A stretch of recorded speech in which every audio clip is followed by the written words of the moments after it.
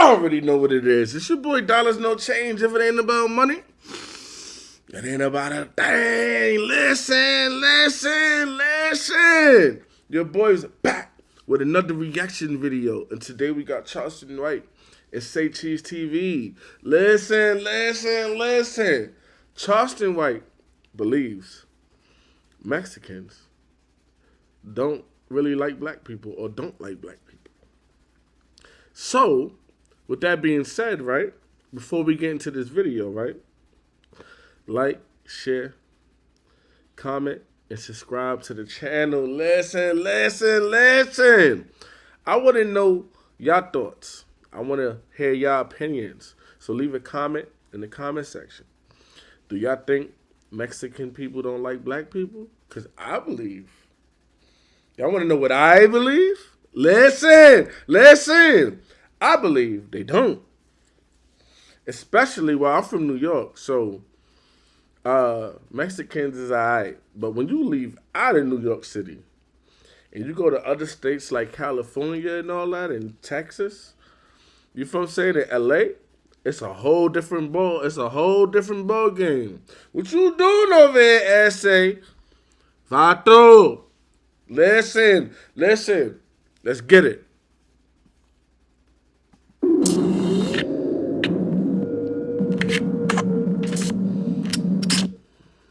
So let's go back. Steph Curry, so he's white? Yeah. Come on, dog. Steph Curry not no white, dog. He not white, bro. He ain't. Nah. He got a white mother. He white. But his dad is black and been in his life his whole life. Listen, just because your dad is black doesn't mean you're fully black. You're just half. You feel me? So he's both. He's black and white because he's mixed. Listen. And his Steph Curry's wife is mixed. Yeah. He about like how my son is. He ain't black. It's a medium. Homie, my son probably would never date a full black girl. He got a biracial girlfriend. So your son can't say he's black? He ain't black. But you're black. I don't mean nothing. He black and Mexican. You can't deny the other when you're both. Especially... That's a fact. You cannot deny that. I just said that, right? I just said that. Just because your father's black doesn't mean you're fully black. You're just half. Listen. So, homie, there's no way he could be black because black is not going to accept him as black. Mexican ain't going to accept him as Mexican. He in the middle and have to find his own. Us as black people, do we have any allies? Do we have a race that fucks? White people. Bro, shut the fuck up, bro. If you're a patriotic black person, a white person will be your best friend if you're patriotic. If you're a patriotic black person. That's a fact. Listen. Shout out to Uncle Charleston, man. Because a lot of things that he say be going over your head. Y'all really got to pay attention to the knowledge and wisdom and the jewels that he be dropping on the people, man. Like, you could learn a lot from Uncle Charleston, man. Shout out to Charleston White. Listen. Person, white people will be your best friend. You see that, nigga? Nigga, the Ku Klux Klan sent me that from Stone Mountain, Georgia. You think I'm bullshit? The Ku Klux Klan sent me that. Look at that address. Wow. Y'all, this is real. I can't put it on camera. No, look at that address. Where'd that come from? The headquarters. Memorial Drive. The motherfucking headquarters. Conservative. Wow.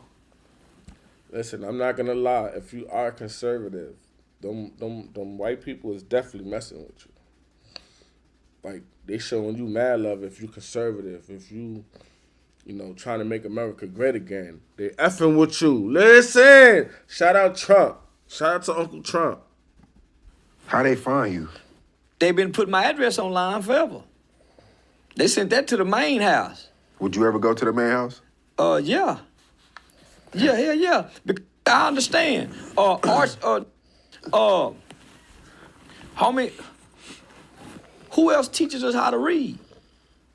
No other race would teach us their language. No other ethnicity group would teach us their language.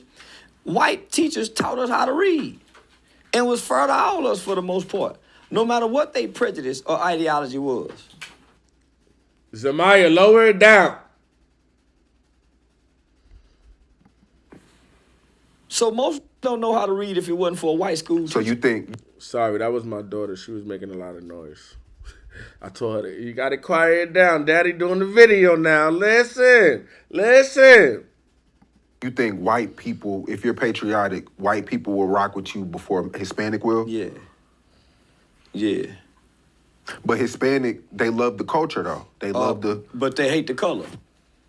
Mexican men hate the fact that you sleep with a Mexican woman or their sister. White people do too. Nuh-uh. They'll find it accepted at some point. Mexicans hate you. Mexicans don't like us, homie. Asians don't like us. A Mexican be your friend all day long till his sister start liking you or his girl start liking you. I've been the ego pass down by Mexico. They are not loving toward us. Go to prison. Mexicans hate. They do in prison. I keep Man, hearing. you go to jail, nigga. You go see Mexicans hate us. They just want to be us. Like they'll side with the white. Yeah, over us. Yeah. Yeah. They don't, Mexican, brown and black don't ride together against white. That's crazy. White and brown ride against black.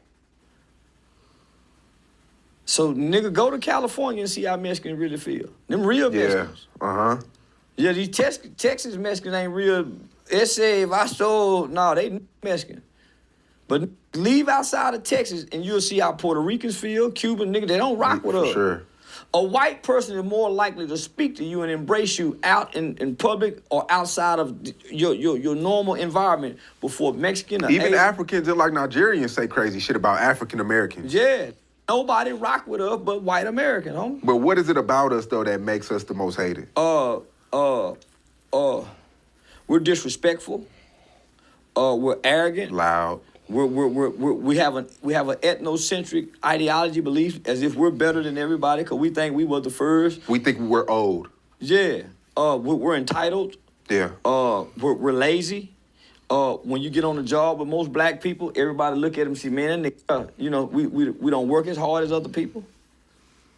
So. Yo, and I ain't gonna lie, that's a whole fact. Because when I was working at this restaurant called Isabella's, and shout out to Isabella's, over there between 116th and Amsterdam in Manhattan. Listen. When I was working at this restaurant, I was a dishwasher, and you had dishwashers and porters, and the porters were African, and they used to always ask me like, "Yo, you not like your people." I'm like, "What you mean? Like you not like those people?" And I'm like, "What do you mean?" They like, "Oh, 'cause you work so hard, like you put in so much work, and a lot of your people are lazy. They don't want to work, or they want to half-ass do the job." And I'm like, "Damn, man, this is how they really think about African Americans. This how they really think about Black America. Like we just lazy, like you know what I'm saying." But you know what though? I thank God that I was able to show them, that all of us is not lazy. And all of us don't just want to stand in front of the store in the corner and do nothing. Like, I really showed them, like, listen, I told them Africans, listen, we all not like that. Like, it's a small portion of black people that's lazy and that want to sell drugs, commit crimes, and stand in the corner all day and get all these women pregnant. It's a small portion. That's not all of us.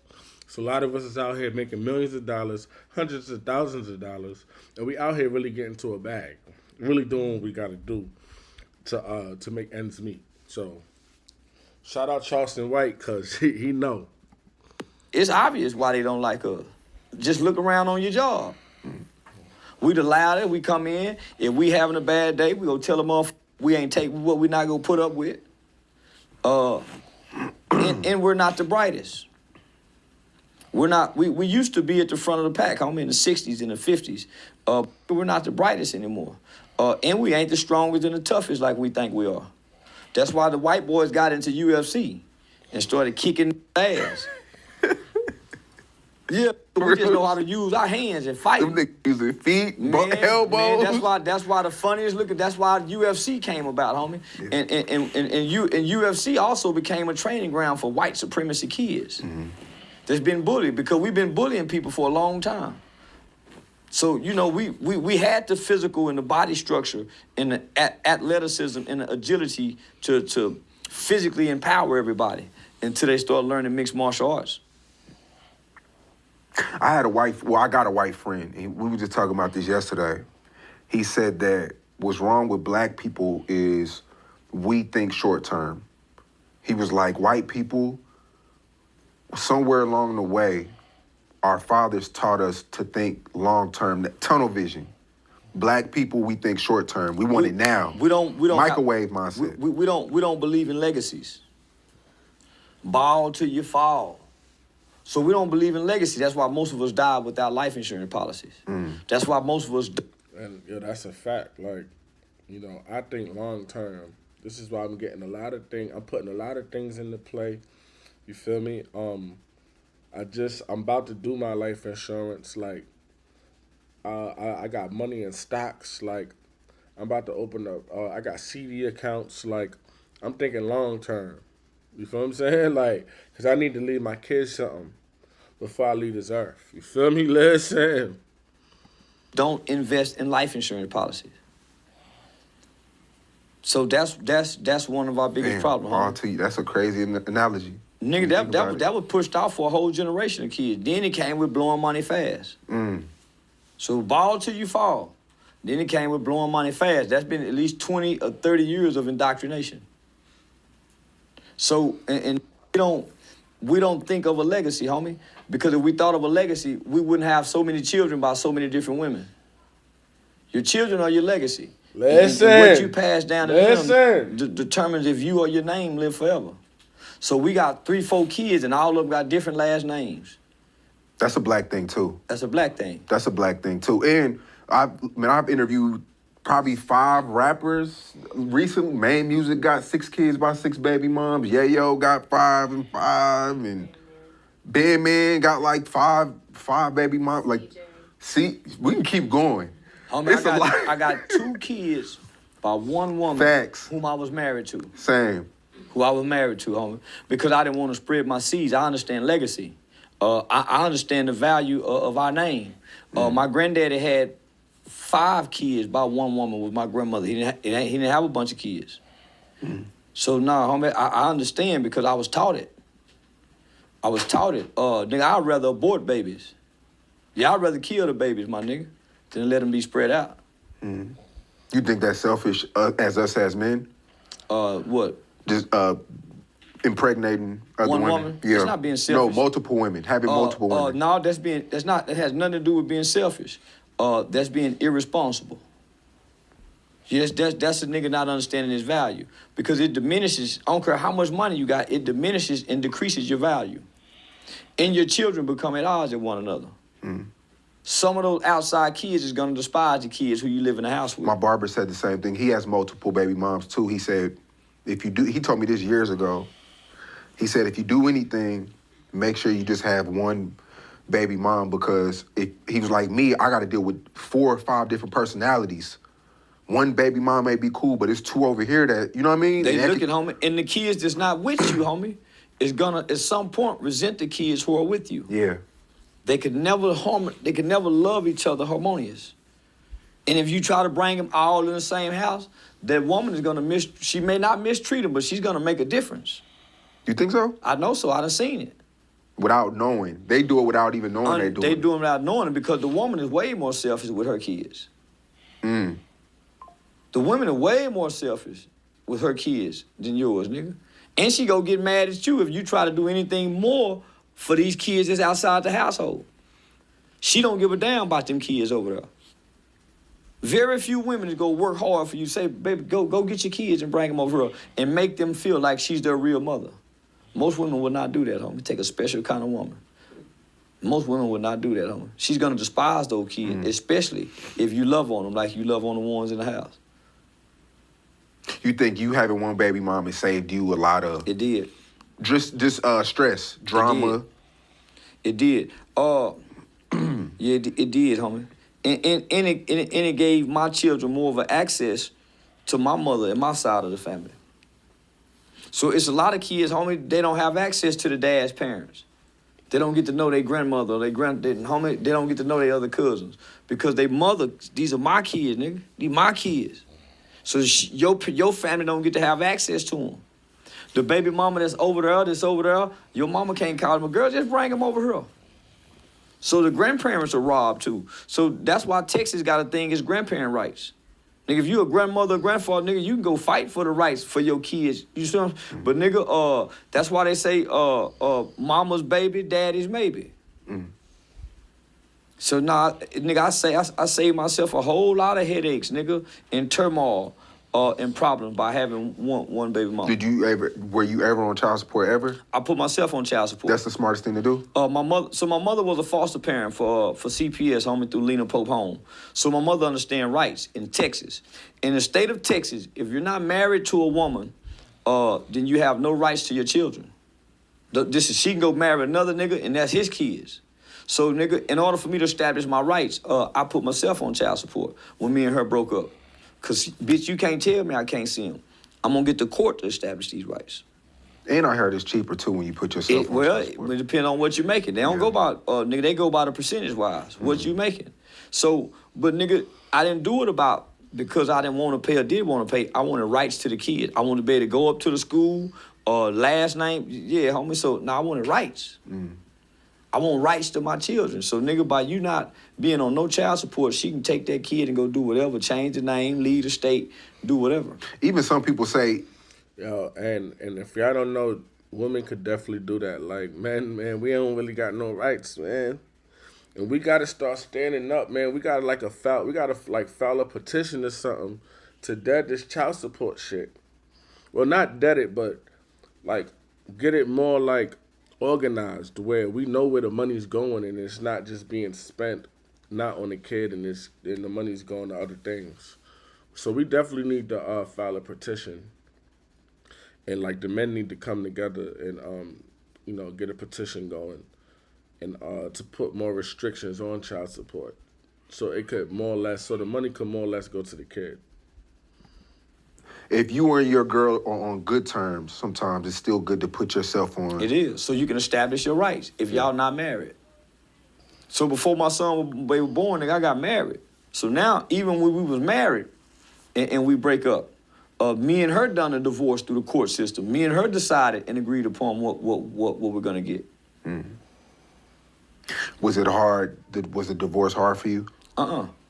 Like the kid, as the kid, you know, cause I got kids by a Mexican. So nigga, Mexican women ain't like black women. Black women use the kids as a tool, as a weapon to control and to be spiteful.